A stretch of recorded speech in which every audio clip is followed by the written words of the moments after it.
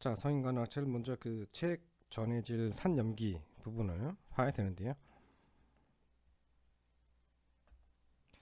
그 책을 보실 때는 항상 그 차례 있죠. 목차부터 먼저 보셔야 됩니다. 전체적으로 떻게 구성이 되어져 있는지를 머릿속에 먼저 넣으시고요. 거기에다가 작은 소 제목들 이것들을 잘 분류를 해서 공부를 하셔야 돼요. 내가 그 열심히 공부를 했는데 이게 어느 파트에서 나오는 얘기인지가 생각이 안 나면 시험 볼 때 되게 불리해요.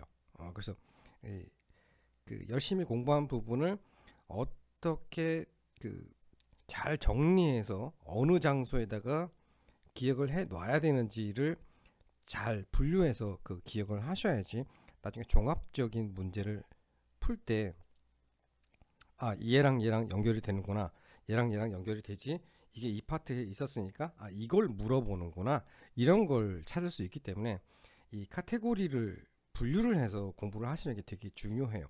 지금 내가 굉장히 어려운 부분을 열심히 공부하고 있는데 이게 어느 파트에서 나오는지를 꼭 명심을 하셔야 됩니다. 그게 굉장히 중요합니다.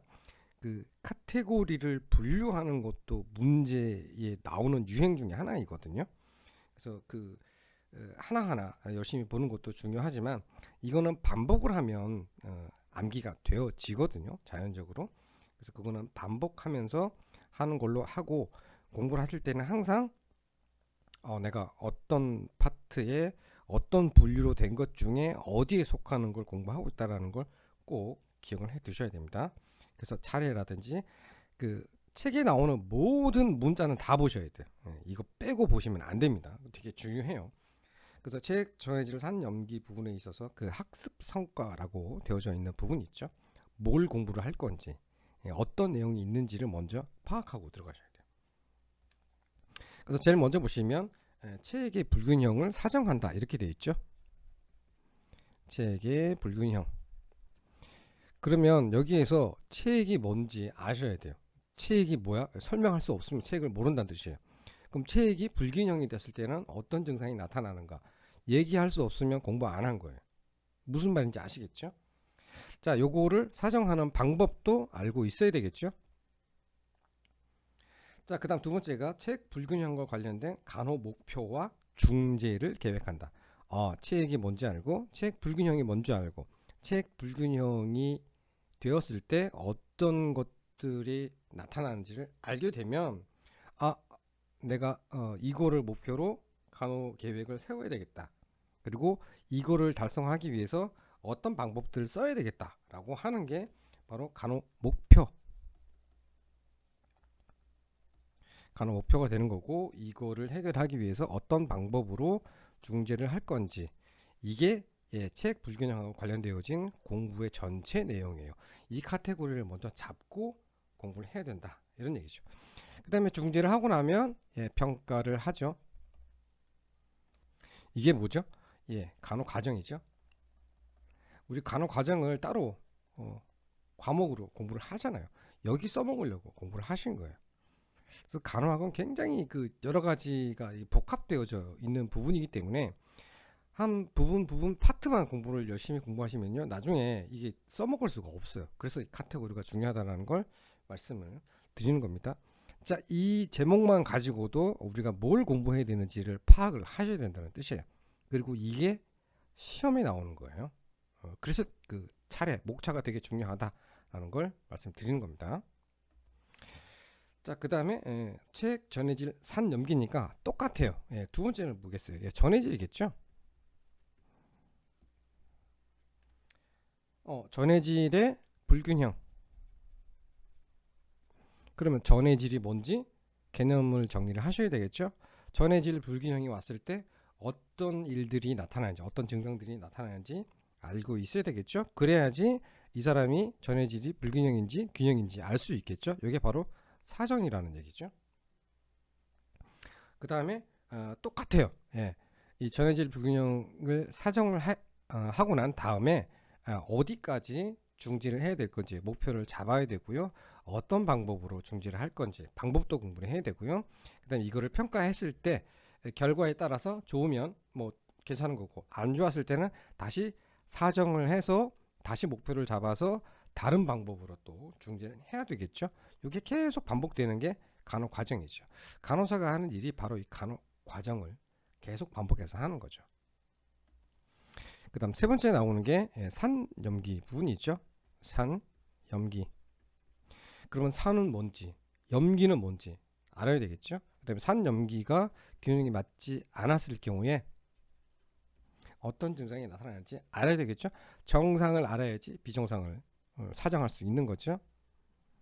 똑같아요. 사정된 결과를 가지고 내가 어디까지 그 균형을 맞춰줄 건지 목표를 잡고 어떤 방법으로 균형을 잡을 건지 해야 되고요. 하고 나서 중재를 하고 나서 평가가 어떤지 결과에 따라서 부족하면 다시 환자의 상태를 사정을 해서 다시 또 어디까지 그 컨디션이 좋아지게 할 건지 목표를 잡고 또 다른 방법으로 중재를 하고 평가를 해서 좋아질 때까지 계속하는 게 바로 간호 과정이 되는 거죠. 자, 그래서 첫 번째 나오는 게 이제 체액과 전해질이라는 얘기가 나고요. 체액이 뭐고 전해질이 뭔지부터 정의를 하고 들어가야 되겠죠. 그래서 첫 번째 나오는 게 체액이죠. 체액은 몸에 있는 그 수분만 얘기하는 건 아니에요. 체액을 구성하는 것 중에 제일 많은 부분이 수분이죠. 이 수분이라고 하는 거는 세포가 자기의 기능을 정상적으로 유지하기 위해서 굉장히 많은 여러 가지 방법으로 일들을 해야 되는데 반드시 수분이 필요하다 이런 얘기죠. 자, 이 체액이라고 하는 거는 나이라든지 남녀, 성별이라든지 그 다음에 체지방이 많고 적으냐에 따라서 이 체액량은 다를 수 있어요. 그죠? 뭐 이런 것 때문에 무슨 뭐 체질 뭐 이런 얘기도 나올 수 있게 되는 거죠.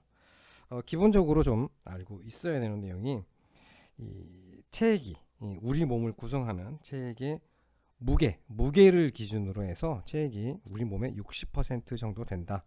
뭐 60에서 70% 된다. 뭐 이렇게 책마다 조금 차이가 있긴 합니다만 공부를 하실 때는 여러분들이 가지고 계신 교과서를 기준으로 공부를 하시면 됩니다. 임상에 가서는요, 뭐 그 검사하는 도구라든지 방법이라든지 이런 거에 따라서 병원에서 어떤 시스템을 쓰느냐에 따라서 조금 차이가 있기 때문에 이렇게 항상 수치로 표현할 때는 이렇게 조금씩 책마다 병원마다 조금씩 차이가 있어요. 근데 가장 공통적인 부분으로만 좀 기억을 해 두시면 됩니다. 그래서 저 또 일반적으로 보게 되면 이 체액이라고 하는 거는 세포를 기준으로 얘기를 하거든요. 우리 몸의 세포가 성인을 기준으로 예를 들어서 뭐 60kg 체중인 성인을 기준으로 하면요. 세포가 60조 개의 세포가 있다라고 이렇게 표현을 하거든요. 굉장히 많죠. 그래서 이 세포 안에 들어있는 이 체액이 훨씬 더 많습니다. 그래서 세포 안에 있는 거, 세포 밖에 있는 거 이렇게 해서 전체 체중의 60% 정도가 수분인데 그 중에서도 세포 안에 한 40% 정도가 수분이 들어 있고요. 세포 바깥에 한 20% 정도 수분이 들어 있습니다. 세포 바깥이라고 하면 가장 대표적인 게 혈액이에요.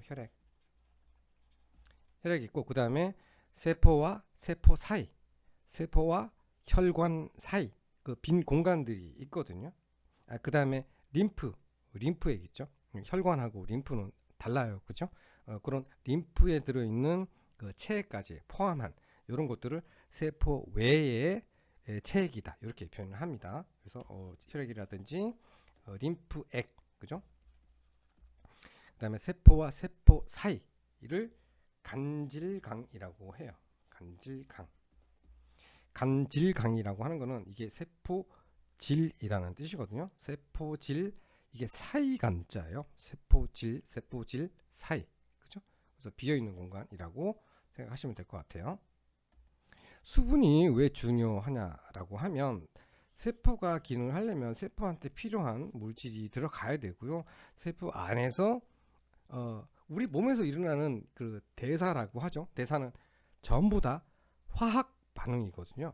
화학 반응이면 필요한 물질이 들어가고 필요 없는 건 내보내고 해야 되는 거죠. 사람이 음식을 먹고 똥을 싸는 거하고 똑같아요. 세포도 필요한 걸 먹고 필요 없는 걸 싸요. 이게 대사거든요. 이게 전부 다 화학 반응으로 일어나야 되기 때문에 이 수분이 없으면 물이 들락날락 하면서 물 안에 녹아있는 물질들이 있죠. 얘네들이 화학 반응을 일으키거든요. 물 자체도 화학 반응을 일으킵니다. 그죠? 그래서 화학 반응을 잘 일으키기 쉬운 물질이 바로 물이기 때문에 물을 많이 사용을 한다. 이렇게 이해하시면 될 것 같아요. 자, 그 다음에 체액이라고 하는 거는 수분하고 용질로 구성이 되어져 있다. 이렇게 표현을 하거든요. 수분, 용질. 이게 무슨 뜻인지 아시겠죠? 수분은 말 그대로 H2O, 물이에요. 물에 녹는 물질이 있고 물에 녹지 않는 물질이 있잖아요. 근데 우리 몸에서 필요한 물질들은 전부 다 이 용질이라고 하는 걸로 표현한다라고 보시면 될 것 같아요. 그러면 이런 수분이 세포 안으로 들어가느냐 나오느냐, 이 용질이 세포 안으로 들어가느냐 나오느냐, 이렇게 조절을 해주는 부분이 있어요. 바로 이 체액의 균형을 조절을 해주는 인자들이 있는데, 제일 대표적인 게 갈증이에요. 갈증. 우리가 갈증을 느끼면 물을 마시게 하잖아요. 그럼 몸에 물이 부족하기 때문에 갈증을 느끼는 거고요. 그래서 물을 마심으로 해서 그 체액의 수분 함량을 조절을 하게 되는 구조를 가지고 있다라고 보시면 되고요. 그 다음에 콩팥, 이게 신장을 얘기를 하는 거죠. 근데 여기 이렇게 발음상으로 심장, 하트, 심장하고 좀 헷갈리니까 신장이라고 표현하지 않고 콩팥이라고 표현한다. 이렇게 이해하시면 될 것 같아요. 그 다음에 레닌, 안지오텐신, 알도스테론. 레닌, 안지오텐신, 알도스테론 시스템. 요거 많이 들어보셨어요? 이것도 그 뭐 굉장히 중요한 거고, 시험에 단골로 나오는 부분이니까 나중에 따로 설명하겠지만, 콩팥에서 이 레닌, 안지오텐신, 알도스테론 시스템으로 소변을 만들어내잖아요. 단순히 소변을 만들어내는 게 아니고 이런 그 우리 몸에 녹아 있는 용질이라든지 이런 수분이 적정하게 세포들이 대사를 잘 할 수 있는 용량을 유지하기 위해서 먹는 것도 조절을 해주고 밖으로 버리는 것도 조절을 해요. 단순히 소변만 만드는 게 아니거든요. 몸의 그 균형이 유지되는 범위 안에서 얘네가 물을 더 빼든지 용질을 더 빼든지 이런 걸 한다, 이런 얘기입니다. 그 다음에 항이뇨 호르몬. 항이뇨 호르몬은 그 수분이 빠져나가게 해주는 거죠. 소변의 양 중에서 수분의 양을 늘려주는 게 항이뇨 호르몬이죠. 그 다음에 심박나트륨.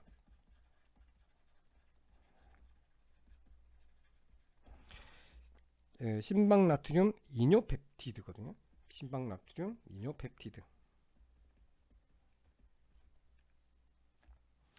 얘는 심장에서 혈액 중에 수분이 많거나 나트륨이 많거나 이렇게 되면 소변으로 빼내라고 명령을 내릴 수 있어요. 이게 바로 심박나트륨 이뇨펩티드거든요. 심장으로 들어오는 혈액의 양이 많으면 심장이 늘어나겠죠. 늘어나면 바로 이 늘어나는 이게 자극이 되어서 심박나트륨 이뇨펩티드라는 물질을 내뿜어 가지고 소변으로 물을 많이 빠지게끔 해주는 역할도 해요. 그 소변을 조절하는 게 콩팥만 하는 게 아닙니다. 심장도 그 기능을 가지고 있어요. 이거는 이름 정도만 좀 보시면 되고요. 요거는 나중에 그 순환기계 심장 파트에서 조금 더 자세하게 공부를 하실 겁니다.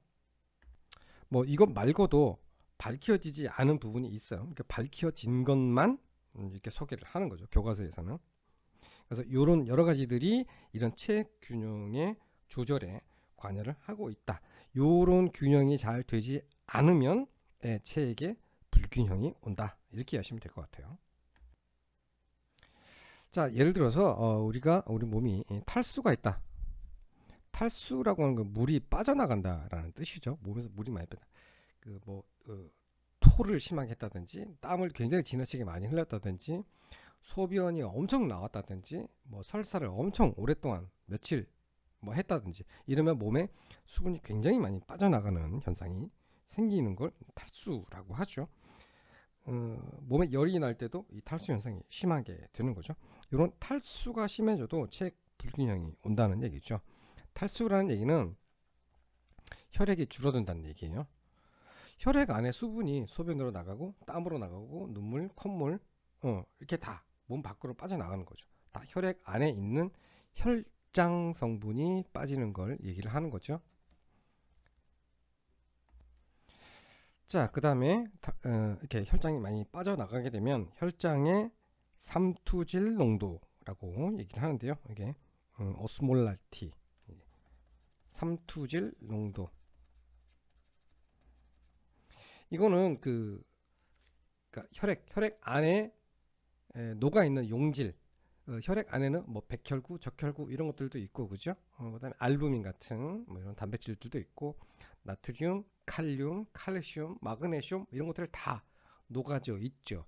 그래서 이런 게 용질이잖아요. 물에 녹아 있는 용질. 이게 물이 빠져나갔으니까 용질이 늘어나진 않았지만 상대적으로 물이 줄어들었기 때문에 이게 진해지겠죠. 그죠? 진해지겠죠. 설탕을 물에 녹여서 이걸 끓이게 되면 물이 증발을 하고 그러면 물하고 설탕의 비율에서 그죠? 설탕의 비율이 높아지니까 이게 농도가 진해진다. 이렇게 표현하잖아요.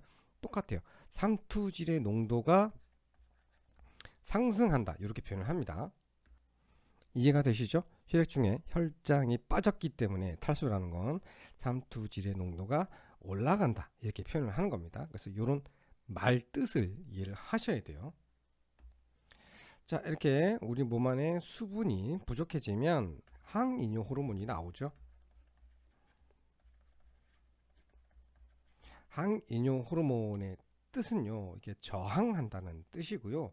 이뇨라고 하는 거는 소변을 쉽게 만들어내는 걸 얘기를 하는 거예요. 소변을 빼내는 거. 자, 소변을 빼내는 걸 저항을 하니까 소변이 못 나가게 하는 거죠. 소변이 못 나가게 한다는 얘기는 몸의 수분을 뺏기지 않으려고 노력을 한다는 뜻이에요. 그래서 탈수가 되면 혈장이 줄어들고, 그죠? 혈장이 줄어들고 줄어들면 삼투질의 농도는 높아지게 되는 거고, 이렇게 되면 수분을 더 뺏기지 않으려고 항이뇨 호르몬이 많아지게 된다. 이런 얘기죠. 몸이 이렇게 수분이 부족하게 되면 우리 몸에서 생기는 게 갈증이라고 하는 증상이 생기게 되죠. 그래서 물을 마시게 하는 거죠. 그래서 그 수분의 균형을 맞추려고 우리 몸은 노력을 하게 되는 거죠. 이런 걸 다 항상성이라고 얘기를 하죠. 자, 그 다음에 나오는 얘기가 삼투압 농도라고, 삼투질의 농도, 삼투질의 농도하고 삼투압의 농도 같은 뜻으로 쓰는 거거든요. 삼투질이라고 하는 거는요, 물 1kg에 녹아 있는 용질, 물질의 양을 얘기하는 거예요. 덩어리가 몇 개 있느냐, 요거를 삼투질의 농도라고 정의를 하고 있고요. 삼투압의 농도라고 하는 거는 물 1리터, 물 1리터에 녹아 있는 용질이 몇 개냐, 요거를 얘기하는 거예요. 그래서 상대적으로 물이 많으면 이 용질의 수는 상대적으로 줄어드는 거잖아요. 그래서 삼투질의 농도가 낮다. 그 다음에 물이 적어지면 상대적으로 용질의 수는 많아지는 거니까 삼투질의 농도는 높아진다. 이렇게 표현한다는 거죠. 이렇게 표현을 했을 때 이게 무슨 뜻인지 알아야 된다는 게 저의 주장입니다. 자, 혈액 속에는 굉장히 많은 용질들이 녹아 있는데요. 그걸 모두 다 계산할 수는 없어요. 어려워요. 굉장히 적은 양이 들어있는 것들도 있기 때문에. 그래서 그 혈장 속에 녹아 있는 용질의 제일 많은 걸 기준으로 측정을 하거든요. 그래서 여기서 얘기하는 용질의 가장 대표적인 물질은 나트륨. 그 다음에 단백질이에요. 보통 제일 대표적인 게 알부민이거든요. 알부민. 우리가 그 병원에서 이제 부종이 심할 때 알부민을 주사를 하면 부종이 싹 사라진다 이렇게 돼 있거든요. 혈관 속에 척혈구 뭐 이런 것들도 많이 있지만 나트륨, 그죠?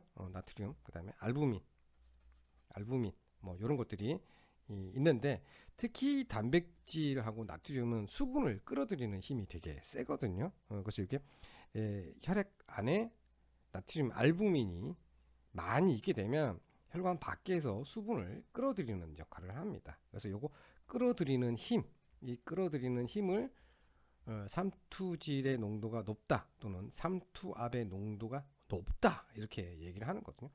이 알부민이 적으면 끌어들이는 힘이 작으니까 혈관 밖으로 물이 이렇게 빠져나가겠죠. 그래서 여기 주변에 물이 고인단 말이에요. 고이는 게 부종이죠. 그래서 부종이 있을 때 알부민을 투여하게 되면 수분이 이 혈관 안으로 들어오기 때문에 그 세포와 세포 사이 간질강에는 수분이 적어지기 때문에 부종이 없어진다 이렇게 보시면 돼요. 우리 라면 먹고 자면 얼굴 띵띵 붓죠, 그죠? 그 라면에는 나트륨이 많아가지고, 그죠? 그래서 처음에 나트륨이 있으면 혈관 안으로 많이 들어오지만 혈관에 수분량이 많아지게 되면요, 이게 그 순환하는 데는 그 일정한 속도가 있잖아요. 피의 흐름이. 요 속도를 벗어날 정도로 양이 많아지면요, 다시 뱉어내요. 이걸 다 돌릴 수가 없어가지고 심장이 힘들어가지고. 그래서 이렇게 물이 계속 빠져나와서 여기 주변이 붓는 거거든요. 그러니까 요때 알부민, 단백질. 그래서 라면 먹을 때 꼭 계란을 넣어야 된다. 붓는 걸 좀 줄이려면 그죠? 단백질을 좀 넣는 게 붓기를 예방하는 데 좀 도움이 되겠죠. 그 라면에 우유를 넣어서 먹는 사람도 있더라고요. 뭐 일종의 단백질 효과라고 봐야 되기 때문에 부종을 좀 줄일 수 있다. 이렇게 좀 이해할 수 있는 부분이겠죠. 그래서 이런 것들은 좀 그런 예를 생각을 하면서 좀 받아들이시면 조금 이해가 쉬울 거라고 생각을 합니다. 자, 그리고 이런 그 삼투질의 농도를 조절하는 곳이 있는데요. 바로 시상하부죠. 시상하부. 그 시상하부에서 항이뇨 호르몬을 분비를 해서 소변으로 빠져나가는 수분의 양을 억제시키는 거죠. 더 빠지지 않게 만들어서 체액을 유지하려고 하는 노력을 한다, 이런 얘기죠. 그 다음에 요거하고 비슷한 일을 하는 게 콩팥에서도 생기거든요. 바로 레닌이라고 하는 물질을 분비를 해서 알도스테론, 안지오텐신, 레닌이라는 물질을 분비해서 안지오텐신을 만들고, 안지오텐신이 알도스테론이라고 하는 또 물질을 분비를 하게 해서 수분, 그러니까 이거는 주로 그 신장의 세뇨관에서 나트륨을 흡수시키는 역할을 하거든요, 주로. 근데 나트륨을 흡수를 시키면 수분이 따라 들어와요. 그래서 그 나트륨과 수분을 재흡수한다 이렇게 표현을 하는데, 원래는 나트륨만 땡겨요. 나트륨 땡기면 물은 자동으로 따라오니까 이건 좀 부수적인 걸로 봐야 되는데, 어쨌든 콩팥에서 나트륨과 수분을 재흡수시켜서 혈액의 양이 많아지도록, 부족해지지 않도록 해줘서 혈압을 올리는 역할을 하는 게 레닌, 안지오텐신, 알도스테론 시스템이다 라는 거. 자, 요거 같은 경우는 나중에 그 배뇨, 그 신장 파트 공부할 때 더 자세히 공부를 하실 거예요. 그래서 이런 게 있다 하는 정도만 좀 기억을 해두시면 될 것 같아요. 그래서 이런 뒤에 것까지 공부를 다 맞춰야지 완전히 이해가 되기 때문에 이 총론 파트 문제를 풀어보면요, 되게 어려워요. 뒤에 거 안 배우고 이걸 하면. 그래서 그 중간고사, 기말고사 대비를 할 때는요, 그냥 이름 정도만 기억을 해두시면 되고요. 자세한 기전은 뒤에 순환기계, 그다음에 그 배설계 공부하시면서 더 깊이 공부를 하시고 정리를 하신 다음에 다시 총론 파트 문제를 풀어보시면요, 되게 쉽다고 느껴지실 겁니다. 그래서 지금 일단은 뭐 설명하면 너무 길어지니까 이런 이름 정도가 있다, 얘네들이 이런 기능을 한다 하는 정도만 하고 넘어가시면 될 것 같습니다. 뭐 이게 가장 대표적으로 수분을 조절하는 기전이 되는 부분이고요. 그 다음에 어, 부차적으로 또 쓰는 게 프로스타글란딘.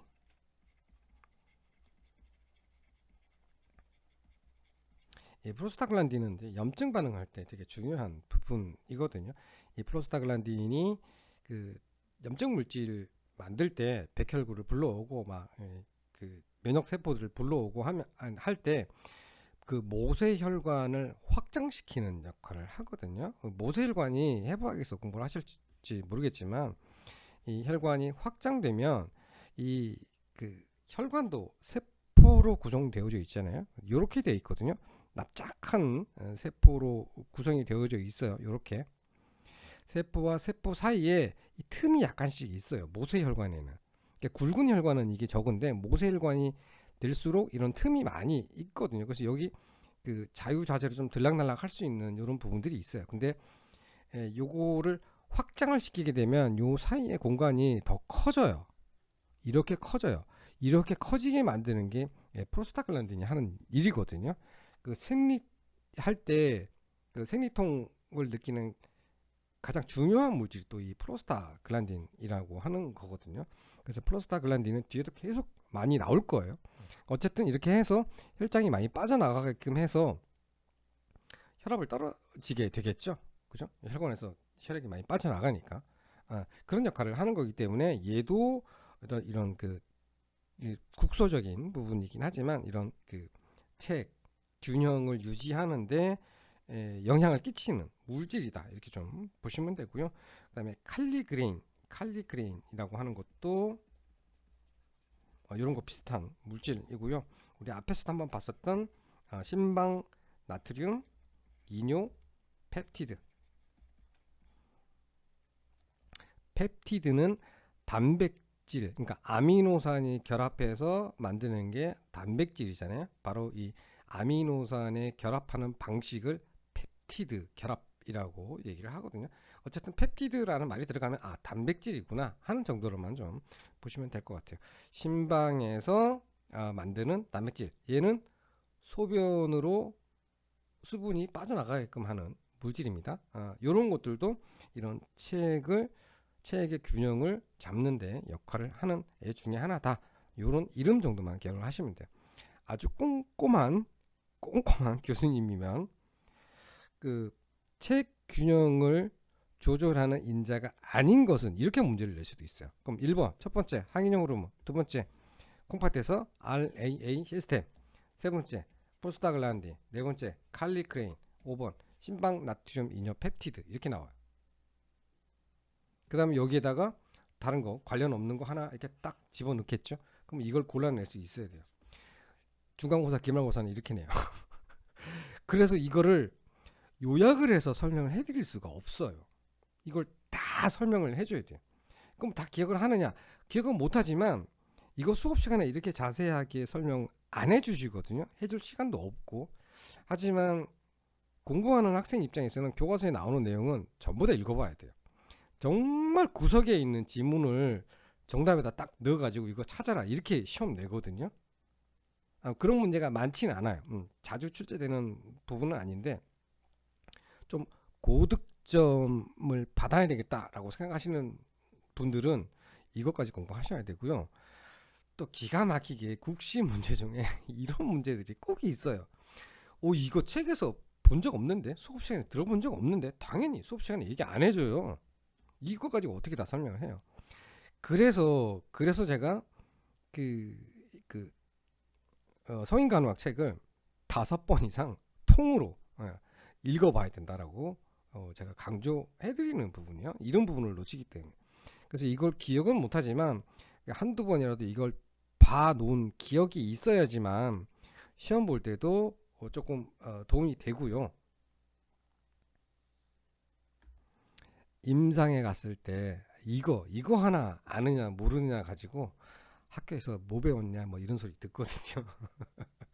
그래서 공부하실 때 좀 이런 것도 좀 힘들긴 하지만 시간이 많이 걸리지만 한 번이라도 좀 접하고 졸업을 하시라는 의미에서 제가 다 건드려 드릴 겁니다.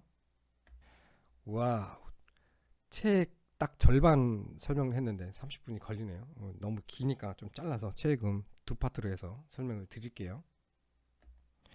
되게 어렵죠. 예, 이게 한 페이지 제가 설명해 드린 거거든요. 그러니까 이거를 처음 간호학을 공부하는 학생이 이 한 페이지를 못 읽어요. 이렇게 어려워요. 근데 처음에 이렇게 어렵지만 이런 걸 자꾸 반복하면서 다지고 개념이 딱 잡히게 되면 그 다음엔 책이 술술 읽혀지거든요. 그러고 나면 이제 공부하는 재미가 붙어요. 그럴 때까지는 이 고생을 반드시 하셔야 됩니다. 아셨죠? 요거는 두 개로 잘라서 뒤에 파트는 조금 잘라서 2부로 강의를 해서 올려드리도록 할게요. 잠시 쉬겠습니다.